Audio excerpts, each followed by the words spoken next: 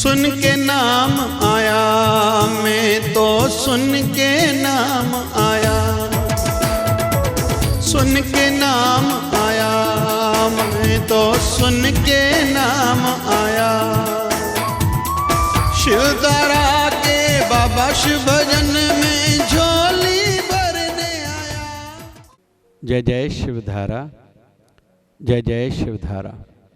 अक्सर हम लोग शब्द सुनते हैं कि ये बात मैं नहीं जानता हूँ या मुझे नहीं करने आती, मैं नहीं कर सकता।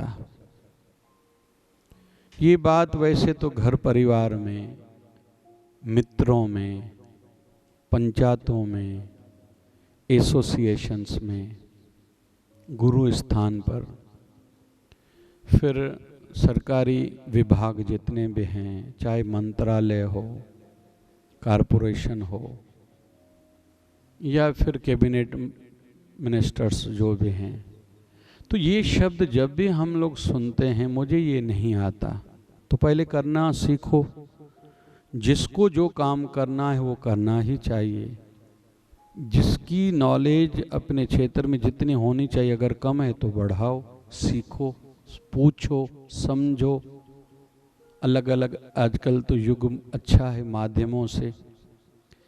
लेकिन चलो, सहज जगत्र में जो आवश्यक वैसे नहीं है। एक तो जो ड्यूटी इज ब्यूटी, जिस काम में उसको तो करना चाहिए, बाकी थोड़ा ऐसे ही हम लोग कह रहे हैं। सामान्य जीवन में जो कर सकते हैं हर किसी को वो ज़रूर करना चाहिए।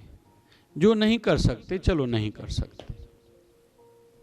तो आज का बिंदु है, जो कर सकते हैं वो ज़रूर करना चाहिए।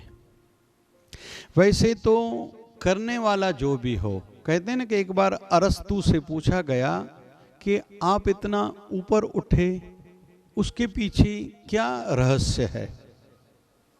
सीक्रेट ऑफ सक्सेसनेस आपका क्या है? तो उन्होंने कहा था कि मैंने तमीज सीखी बदतमीजों से। मैंने देखा कोई अमर्यादित चल रहा है, रिजल्ट क्या है, किसी को अच्छा नहीं लग रहा, कोई उनको इज्जत की नज़र से नहीं देख रहा, कोई पूछ नहीं रहा, बात करना नहीं चाहता। लेकिन मुझे ये नहीं चलता था। मुझे अच्छा लगता है कोई मुझसे बात करे, मेरी इज्जत हो, मान सम्मान हो, क्रेडिट मिले, इम्पोर्टेंस मिले। तो मैंने उस बदतमीज से तमीज सीखी। मैंने सत्य बोलना सीखा झूठ बोलने वालों से। मैंने देखा जो झूठ बोल रहा है उसकी ओर कोई देख तक नहीं रहा है, उससे बात करना नहीं चाहता, पता नहीं कहाँ कितना कैसे झूठ बोलेगा। मैंने देखा कि मुझे ये नहीं चलता, मैंने फिर जीवन में सत्य अपना लिया। मैंने देखा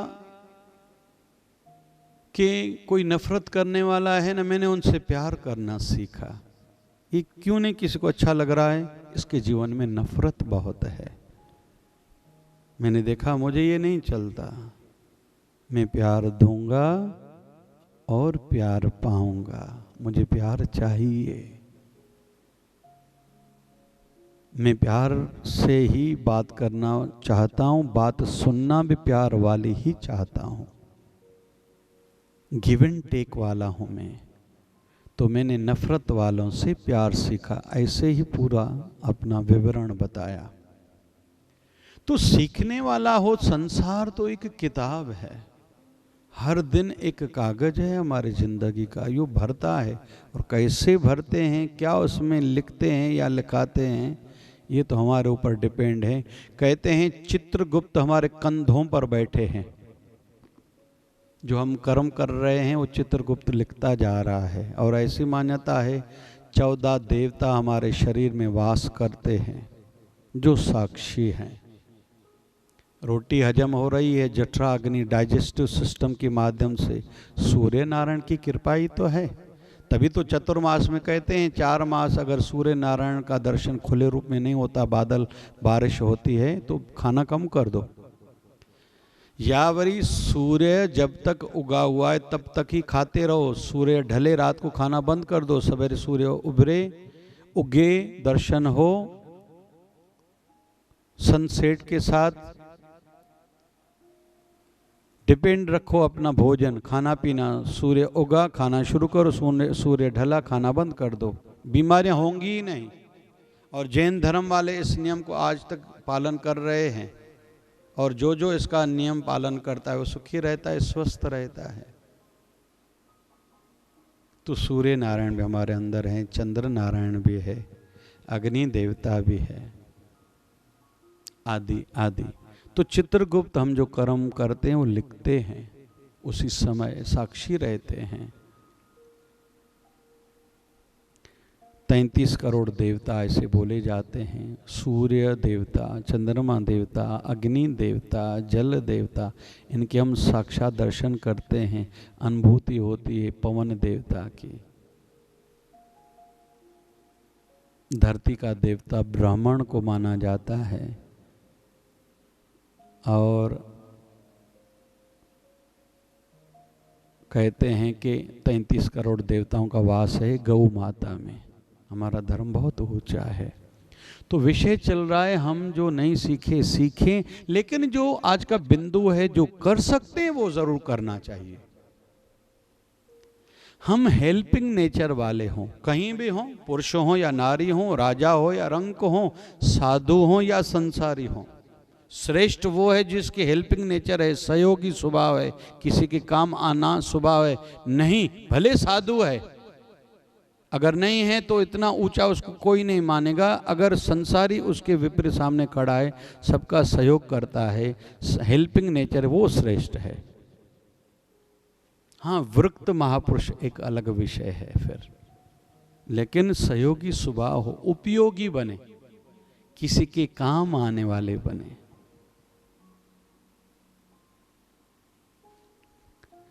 ये कर सकते हैं।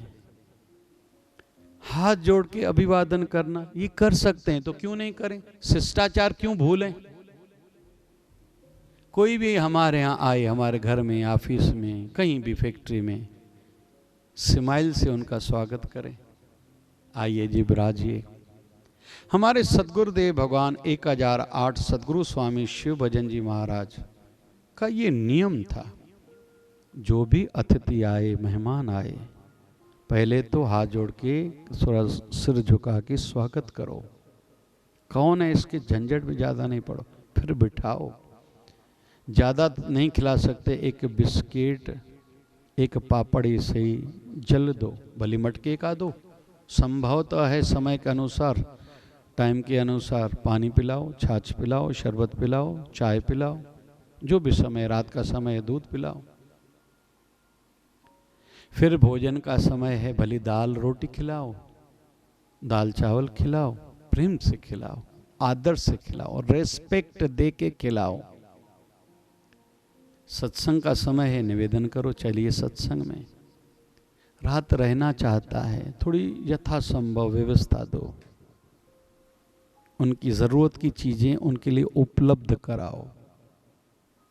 अरे वो भगवान ही तो है जो आपके पास आया है, करो ना सेवा दिल से।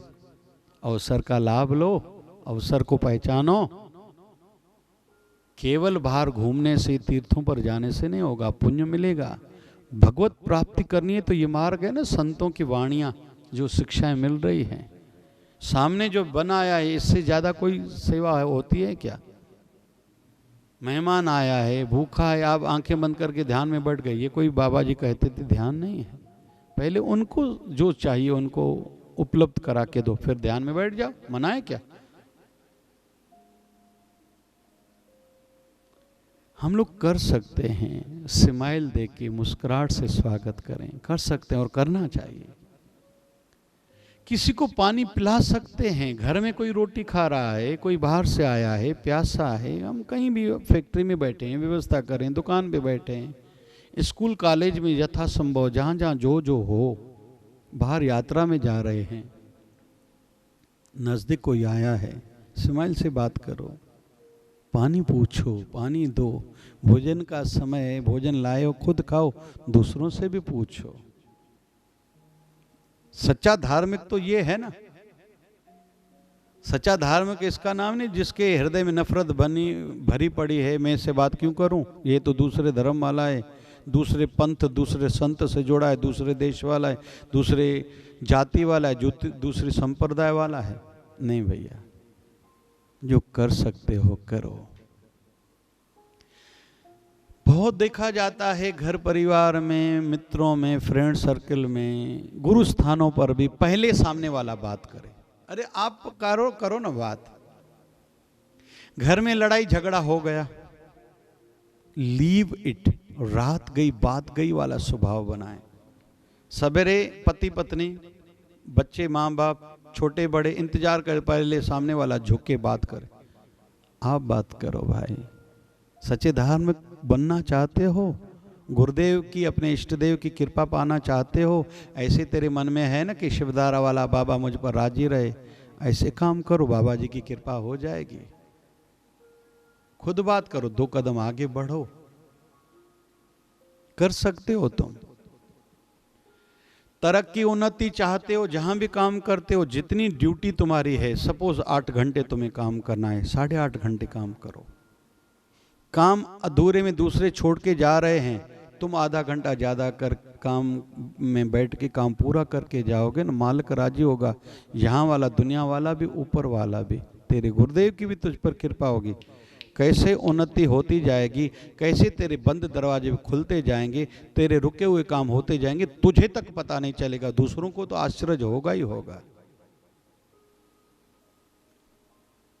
जो कर सकते हैं करो। दूसरों को सुख जितना पहुंचा सकते हैं, भले घर हो, परिवार हो, दोस्त हो, बीमार है कोई, व्यवस्था करके दो। हमारे शिवधारा परिवार का एक भक्त है, धंधे के काम से, चीज़ें अपनी दुकान की बेचने के काम से रोज अलग अलग गांव में जाता है। नियम क्या है उसका? गांव खेड़े में जो बसें जाती, उस बस में जाता है जिसमें इसको अच्छी जगह मिले। तो घर से निकलता है ऐसे कि 15 मिनट ठहरूंगा, जो बस लगी हुई होगी नंबर पे, जगह नहीं होगी तो मैं पीछे वाली में बैठूंगा जहाँ जगह अच्छी मिले। और रिटर्न में भी ऐसे करता है, मतलब 15 मिनट जाते समय ज़्यादा लगते हैं, 15 मिनट आते समय, बाकी जिस गांव में जितना टाइम लगना है बस को लगेगा ही। आधा घंटा डेली का ज़्यादा लगाता है वो। उसका बोलना ऐसा रहता कि जब हम लोग अपने गांव से बस निकलती है, जब छोटे छोटे गांव से लोग चढ़ते उतरते हैं, बस खचाखच लोगों से भर जाती है, तो कहीं कोई वृद्ध, कहीं कोई ऐसी माता जिनका छोटा बालक है, कोई बीमार है, चढ़ता है, तकलीफ में है, जगह नहीं मिली, मैं उठ के उसको बिठा देता हूँ। जाते समय भी ऐसा करता हूँ, आते समय, मतलब आधा टाइम मैं बैठा, आधा टाइम और किसी को बिठाता हूँ, आते समय भी ऐसा करता हूँ। गया तो धंधे के काम से था, धंधा तो करके आया, लेकिन आते आते मन को सुकून रहता है। आशीर्वादें मिली। और मैंने देखा है, जिस दिन किसी ज़रूरतमंद को मैंने जगह दी, किसी को बिठाया, उनके आशीर्वादों से धंधा भी ज़्यादा होता है, आशीर्वाद भी मिलती है, मन को सुकून मिलता है। रात को जब सोता हूँ बहुत अच्छा लगता है, मैं आज किसी के काम आया। ऐसा हम सब कर सकते हैं, करना चाहिए। आज का विषय ये चल रहा है, जहाँ जहाँ भी जिससे भी जो संभव होता है करना चाहिए। हृदय को विशाल बनाएं। इस उससे क्या मेरा मतलब, मेरी दुनिया सारी, मेरी दुनिया न्यारी, दूसरे क्या करते हैं, क्या कहते हैं, उससे मेरा लेना देना क्या। मुझे क्या करना चाहिए, मुझे ये समझना है, मुझे ये करना है।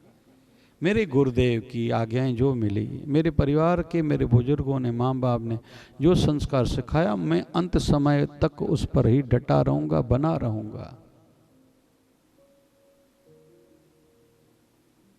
महात्मा गांधी जी के सिद्धांतों के अनुसार माँ कस्तूरबा चली थी तो उसको साथ में लिया था। कहीं तो भी बेटों का थोड़ा शायद कम देखा होगा, इसलिए ज़्यादा महात्मा गांधी जी से उनके बेटों का नाम नहीं जोड़ा जाता।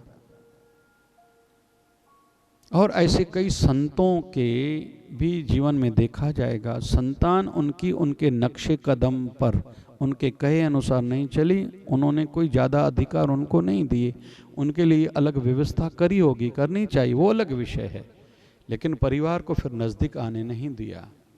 भले उनकी धर्मपत्नी क्यों ना हो, संतान क्यों ना हो, बेटा बेटी क्यों ना हो।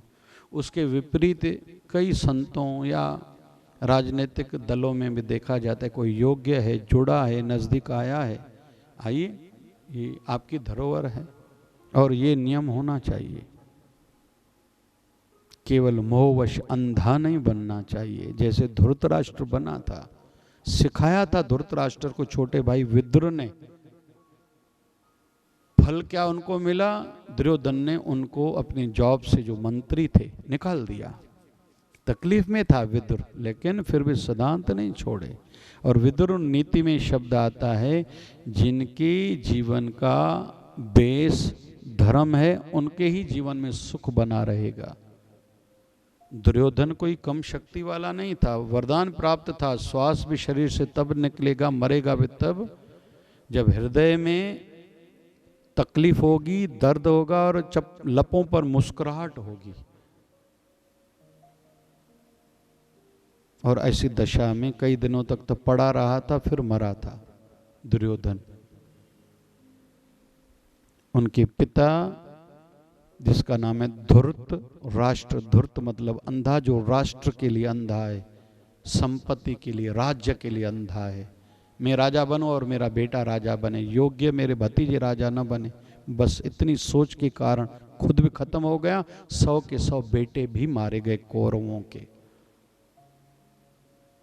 और माँ गांधारी ने, माँ कुंती ने अपने बच्चों को ऐसे पाला। पहले तो गुरुजनों के बाद शिक्षा लेने के लिए जाओ, वहां जाके गुरुकुल में सेवा करो। सिद्धांत बनाए तो उनके बेटे पांचों बच्चे भी कृष्ण को भी प्यारे थे, कृष्ण ने उनको साथ दिया। और उनकी आस्था अंतिम तक कैसी बनी थी कि जब सुना ठाकुर जी ने शरीर त्याग दिया है, तो 5 पांडव और 6वीं द्रौपदी निकल गई थी बद्रीनाथ के पहाड़ों में पैदल चलते चलते कि हम लोग स्वर्ग जाएंगे। एक एक करके खत्म होता गया उस बर्फीले पहाड़ों में। सिद्धांत थे। तो हम भी मोहवश ना हों, जो जितना डिजर्व करता है, जितना योग्य है, उसको मान सम्मान अपने जीवन में से, संपत्ति में से हिस्सा उतना ही मिलना चाहिए, ज़्यादा नहीं मिलना चाहिए।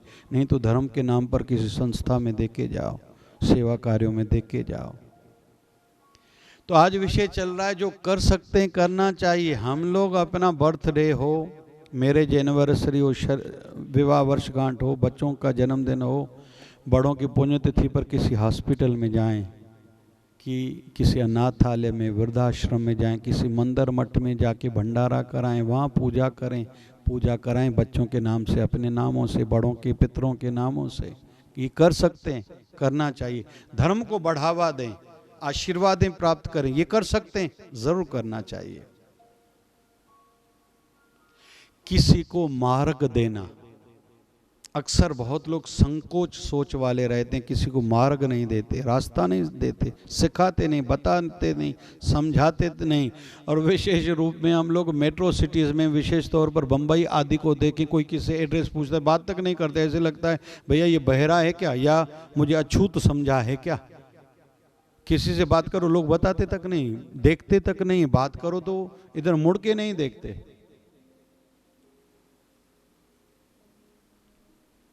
कहीं भी ट्रेवलिंग में जाएं, यात्रा में जाएं, दूसरों को भी मान सम्मान दें, ध्यान रखें।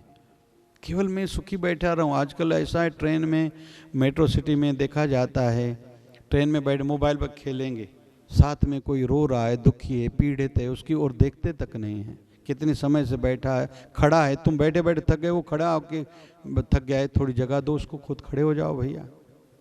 कर सकते हैं, करना चाहिए। तो मार्ग देना, किसी को राह देना।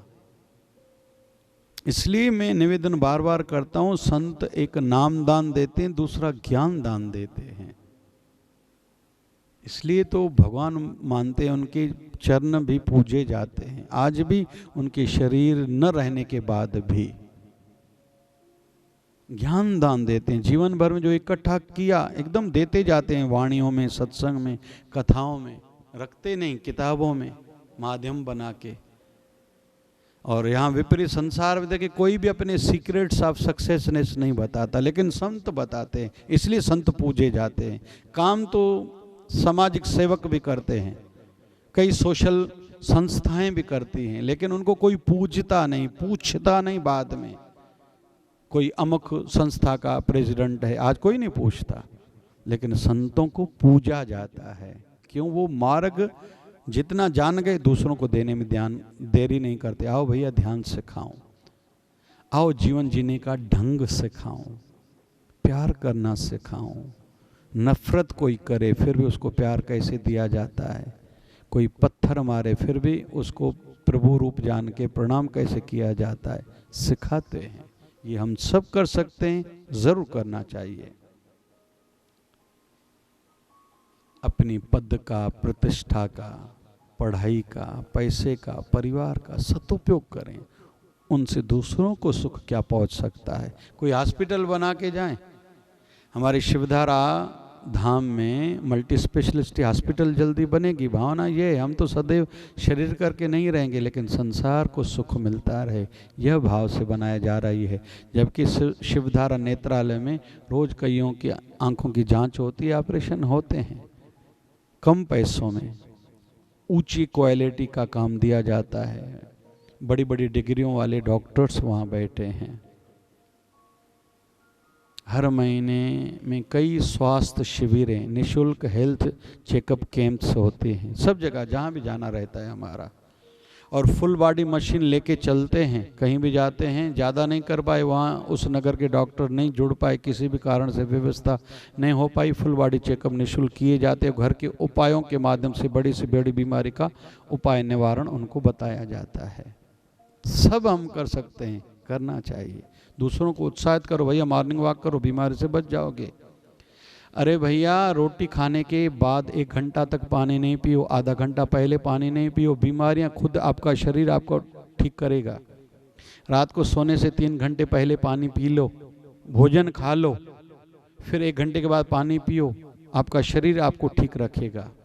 आधा घंटा वॉक करो या व्यायाम प्राणायाम करो, योग करो, अनुलोम विलोम करोगे नींद अच्छी आएगी, अनुलोम विलोम प्राणायाम करोगे मानसिक संतुलन बना रहेगा, आँखों की ज्योति बनी रहेगी, माइंड की शार्पनेस बढ़ेगी। बताओ दूसरों को, पता चला? अभी बताओ, कर सकते हो? ज़रूर करना चाहिए।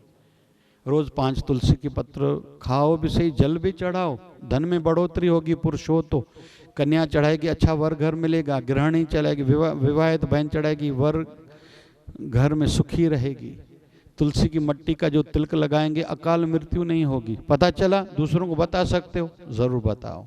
पीपल पर जल चढ़ाओ रविवार को छोड़ के, ग्रह ठीक रहेंगे। शिवलिंग पर जल चढ़ाओगे मन की शांति बढ़ेगी। पता चल गया? बता सकते हो? बताओ। घर में कपूर जलाओगे, घर की सुख शांति बनी रहेगी, बढ़ी रहेगी, घर का वातावरण शांतिमय रहेगा। आपके घर का बाथरूम गलत दिशा में बना हुआ है, वास्तु दोष के कारण कठिनाइयाँ आ रही हैं, तो किसी बर्तन में थोड़ा सेंधा नमक रख दो, हर हफ्ते वो पानी में नाली में बहा दो, फिर दूसरा रखो, तो कठिनाइयाँ आने वाली टल जाएंगी, कम हो जाएगी। घर के मंदिर में गंगा जल रखो, वास्तु दोष वाली तकलीफें दूर हो जाएंगी। पता चला? बता सकते हो? बताना ज़रूर चाहिए। जो कर सकते हैं ज़रूर करो, आशीर्वाद पाओ। जय जय शिवधारा, जय जय शिवधारा। सुन के नाम आया, मैं तो सुन के नाम आया, सुन के नाम आया, मैं तो सुन के नाम आया। शिवधारा के बाबा शिव